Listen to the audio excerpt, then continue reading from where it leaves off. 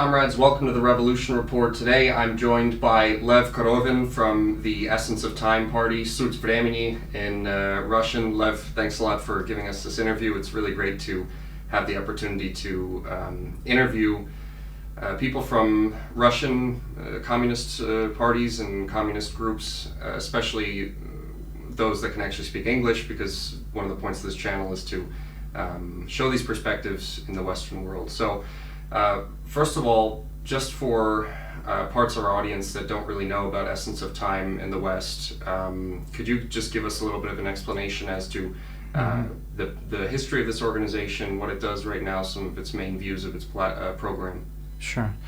Essence of Time emerged in its current form in 2011. It was organized around a series of lectures under the same name that were given by its leader and founder, Sergei Kurganyan. In Russian, Sut Vremeni, Essence of Time, is a bit of a play on words on Sud Vremeni, or the judgment of time, which around that time there was a kind of a historical debate program that was aired on Russian TV, where Kurganyan defended Soviet history, and it made kind of a big splash in Russian society at the time, because all of a sudden people of pro-Soviet persuasion found out, just because of the kind of television voting, because people had a chance to kind of vote for the position that they supported. All of a sudden, it was shown to them that they were not some marginalized minority that were apparently the losers of life, and the country and society had moved past them, but quite the contrary. It turned out that the overwhelming majority of Russian society is kind of re-Sovietized to one point or another, and this newly self-aware majority had to kind of come to grips with itself, and with the question of, well, where do you go from here? And in this series of lectures of Essence of Time, Kurganyan unfolded this idea that if we want to talk about kind of getting ourselves, the country and society, out of this kind of post-Soviet and kind of criminal capitalist hell that society has been plunged into, it's not enough to kind of do some sort of a restoration and kind of mechanically recreate the parameters, so to say, that existed around 1978, in late Brezhnev or whatever. Because on the one hand, people who are old enough to remember that time, they have a well-founded nostalgia for it. But there's a reason that it failed. One of the things that differentiates us from maybe some other, maybe more mainstream Communist Party or left-wing groups is the idea that we think that it's kind of irresponsible and primitive to say that, well, everything in the Soviet Union was fine, everything about the existing communist ideology at the time was fine. The only reason that things collapsed was because of the betrayal of the elite and the schemings of Western intelligence agencies, right? Mm-hmm. Because on a certain level, it's insulting to the Russian people to Mm-hmm. say something like that. Well, the masses are kind of entirely inconsequential. Everything's decided for you. Yeah. You have if you have a benevolent Stalinist elite, then everything's going to be fine. If you have a treacherous elite kind of a la Gorbachev, then everything's going to go to hell, and you're just kind of a passenger along for the ride. Mm-hmm. So instead we talk about kind of a revanchist position, if you will. So kind of you recognize that you lost, you learn your lessons from your defeats, so you don't repeat those again, and you can win. Well, you mentioned that the Essence of Time is different from other communist organizations here in that regard. I actually wanted to ask you specifically about the KPRF, so I'm guessing that's one of the organizations that you had in mind, especially because many people in the West, when they think about Russian communism, they think immediately of the KPRF. But I'm interested actually to hear what kind of different aspects of like the Marxist-Leninist ideology of the late revisionist period of the Soviet Union do you think should have been revamped? Well, the kind of tragedy of Marxism in the Soviet Union was there was a saying back in the day that Marxism is not a dogma, it's instructions for action, right? Yeah. It turned into a dogma. Yeah. And it turned into a dogma in the form that it existed, kind of before the October Revolution. Because, afterwards, other texts of Marx that he had written, had been discovered, had been published, and there's a lot of room for discussion there. There's a lot to unpack, and apart from some very narrow kind of philosophical groups, kind of off the top of your head, you could probably name Evald Ilyenkov or Pobis Kuznetsov, people like that, who have were trying to unpack and make sense of this other Marx that had emerged.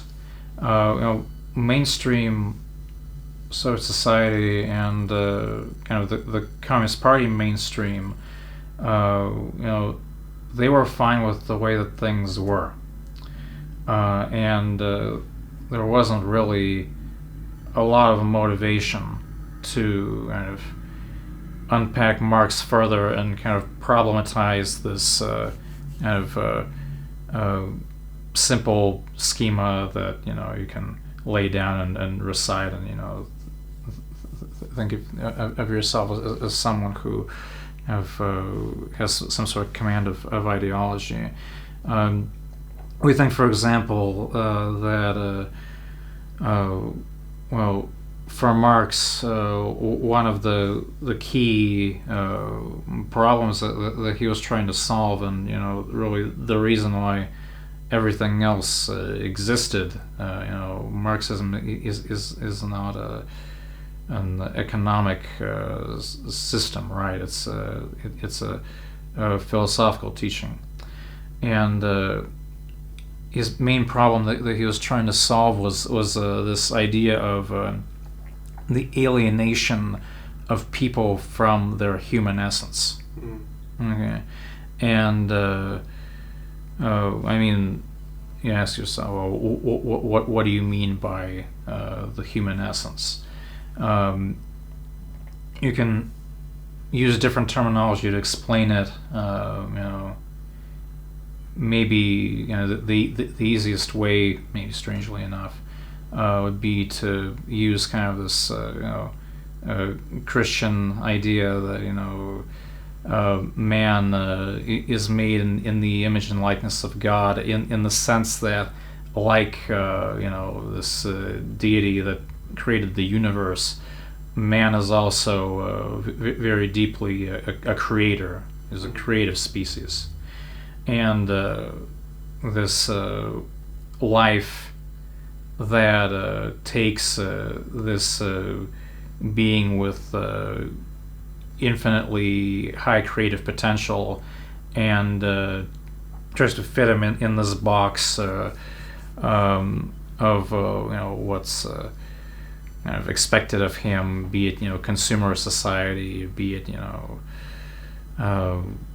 the older social forms, or in one way or another, man is still kind of made to be a kind of cog in the wheel, so to say, or this kind of detail in this mechanism that is interchangeable with other details. So would you say that this essence is basically equatable to labor, the labor of a person being alienated from it?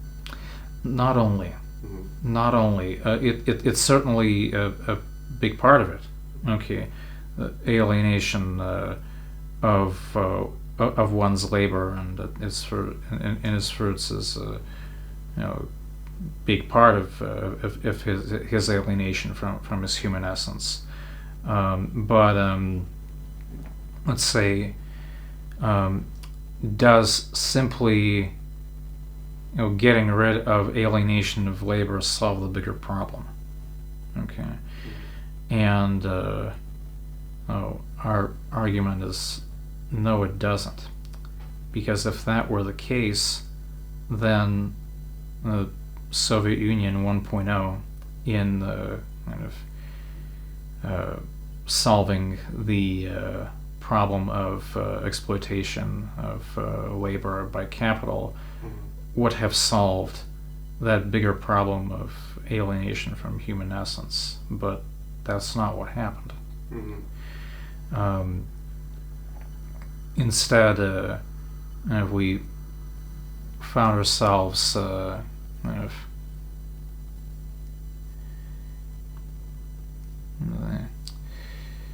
especially in the post-war period, when people kind of had a chance to kind of take a breath and look around after Nazi Germany was vanquished, after kind of we managed to kind of rebuild from the rubble, kind of a chance to look around and say, well, where do we go from here?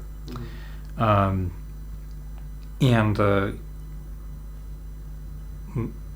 there was an opportunity which I would say it was kind of missed, which was that in the pre-war period, in kind of early Stalinism, so to say, there was still this very kind of vibrant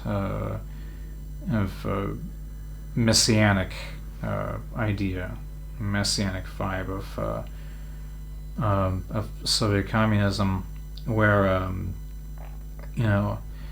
people like Lunacharsky, like founder of Prolet Cult,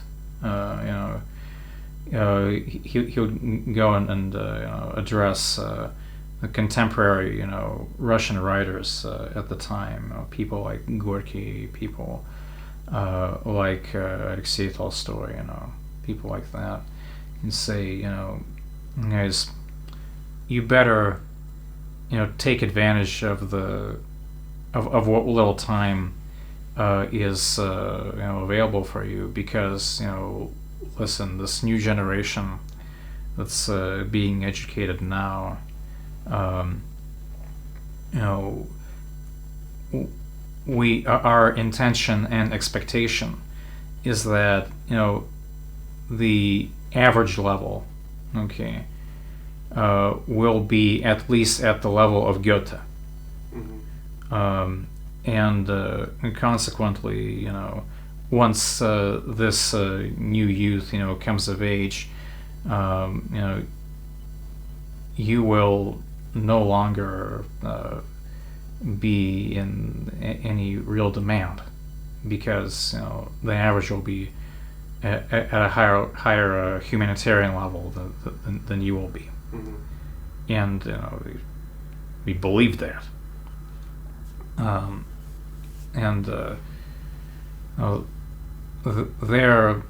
That generation's understanding of communism had more to do with the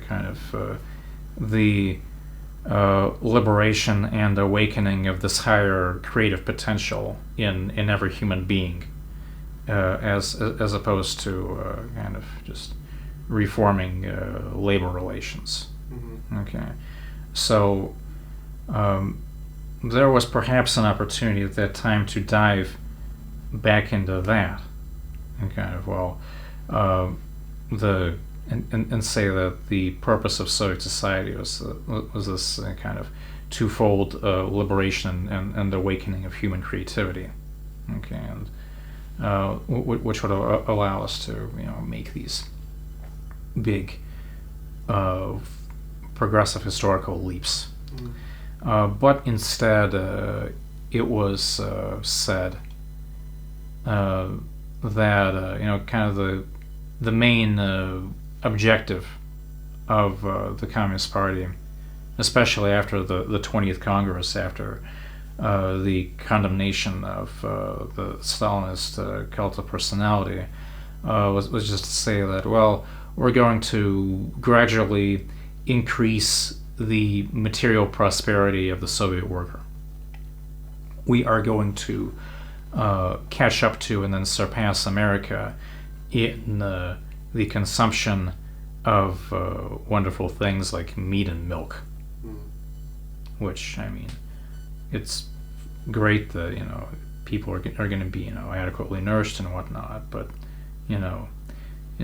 Shakespeare, it's like, what is a man when his dreams are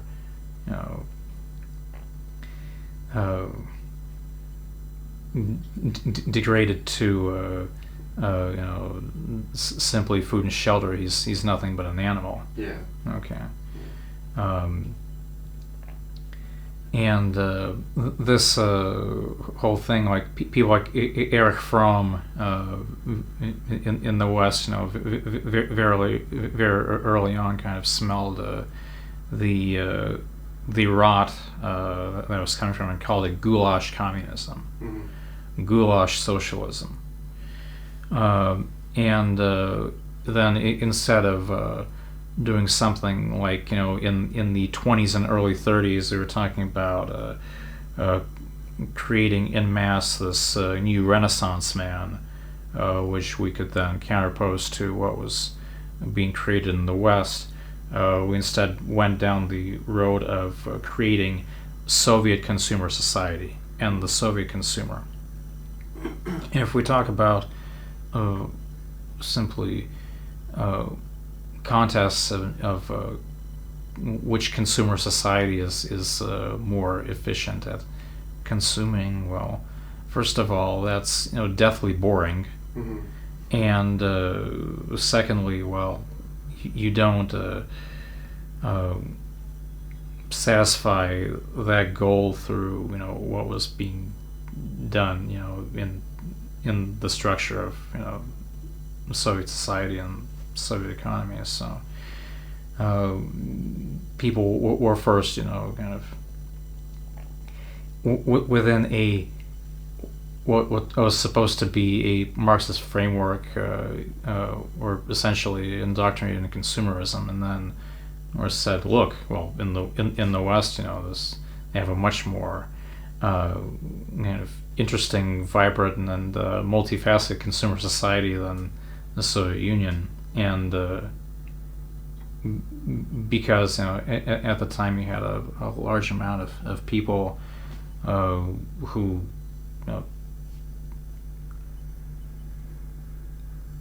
indoctrination, strangely enough, was telling them that there wasn't really much to life other than consumerism. Mm-hmm. They were very easy to seduce, in that sense. Well, I think we both agree, of course, that the Soviet Union had its problems. But I'd like to get your opinion on what the ultimate judgment of time, I guess we could say, of the people who actually lived there, of socialism was, do you think? Because in the West, I mean, we hear all the time from anti-communists that the only reason why anyone in the West would like communism is because they didn't live under it, everyone was trying to escape it, blah, blah, blah. So what do you think, I mean, based on, of course, what you said about this TV show that people called in supporting the pro-Soviet position? Of course, we know that despite all the problems that the Soviet Union had, there was, of course, the referendum that the vast majority of Soviet people voted to preserve the Soviet Union at the end of the Soviet period. So what would you say in general is the opinion of most people who lived in the Soviet Union about the, whether it was good or bad? No, I think that everything is kind of made manifest through comparison. Right, because you could have possibly, while you were actively living in the Soviet Union, especially if your kind of consciousness is kind of being poisoned by this strange propaganda of consumerism, you might think, well, it's not so good. Probably, the West is better or something like that. But then, you're made to live that life, right? It's kind of reminds me of this, Soviet anecdotes, right? We like to formulate our thoughts this way. It's kind of guy just died, right? And he's one of these people who he has a choice, actually, heaven or hell. So he said, I can't decide. Let me just take a look at each one, and I'll tell you. So fine, say Saint Pierre, go, well, here, let's show you heaven, and he looks at heaven, and there's all these angels, they're singing, they're obviously happy, but it seems boring. So he goes down to hell, and in hell, Satan shows him all the different things that he can enjoy, all kind of sex, drugs, and rock and roll, times infinity. He's like, well, and the choice is obvious. Of course, I want to go to hell.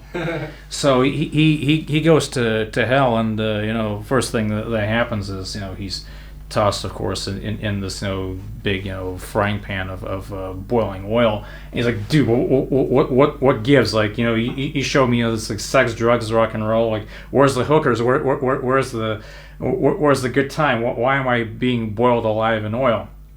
It's like, well, says Satan, your mistake is you confused tourism with immigration. Okay, yeah. So before Soviet society could look at what was in other places in the West from the eyes of a tourist, but the collapse of the Soviet Union and the demolition of socialism and replacement by this very strange, criminal, significantly Africanized capitalism. Okay, that's like more the experience of immigration, so to say, like where people en masse. In the Soviet Union, you had an idea that your future was somewhat guaranteed, that you had a place in society, that there were clear vertical channels of social mobility, that you could that there are rules that you could follow and kind of grow meritocratically, so to say, right? and show that, for example, scientists, kind of and the technical intelligentsia were people who were very highly valued, and that was a way to move up in life. You're thrown into anarchy one way or another, where kind of it showed that what was once considered the most valuable thing in terms of being valuable to society is now worth next to nothing, and the kings of life are people who have something to do with organized crime, right? Mm-hmm. So I guess if you had some sort of relationship with organized crime in the late Soviet Union, then you'd think that transitioning from that to Russian capitalism is a good thing. But if you're kind of the overwhelming majority of the population who had nothing to do with that, then you're obviously shown that you're being dealt the shit end of the stick. Mm-hmm. And then people can then be divided into those who see that they're dealt that, okay, and they either recognize it and live their life accordingly, or the other thing you can do is practice self-deception. Okay, what do you mean I was dealt the shit end of the stick? Let me come up with a bunch of obviously insincere and very rickety arguments of why my life actually improved, when everybody knows that it's not the case, when everybody knows that for example, the humanitarian sphere that exists in the Soviet Union, in terms of, for example, just forget even about the assurance of vertical social mobility. Mm-hmm. The basic idea that your children can grow up to be good and moral people. Okay, that's even disappeared. Mm-hmm. Okay, the kind of parents nowadays are kind of like grabbing their heads and wondering, well, like what the hell can I do to preserve the soul of my child in a situation where, like, kind of what's the average age at which a kid is first exposed to pornography nowadays? Mm-hmm. 8 years old, 9 years old. Very young, Okay, what are you going to do with that? And if Soviet communism, again, not just economics, it was a system that needed the human being for some reason, and even while there are these kind of problematic processes which we talked about before, it was still the overall mainstream was one where the offspring of the masses, everyday kids were being given what before in the Russian imperial era was considered to be the culture of the elite, the culture of the nobility, like the big revolutionary educational achievement by Stalin that led to Sputnik and Gagarin being launched, and this idea that we were winning the space race, was very simply giving to the masses what was before only the prerogative of the nobility in terms of education. Okay, and first and foremost, that's exposure to good literature, and being able not just to mechanically read it, but to make sense of it, to have kind of conversation with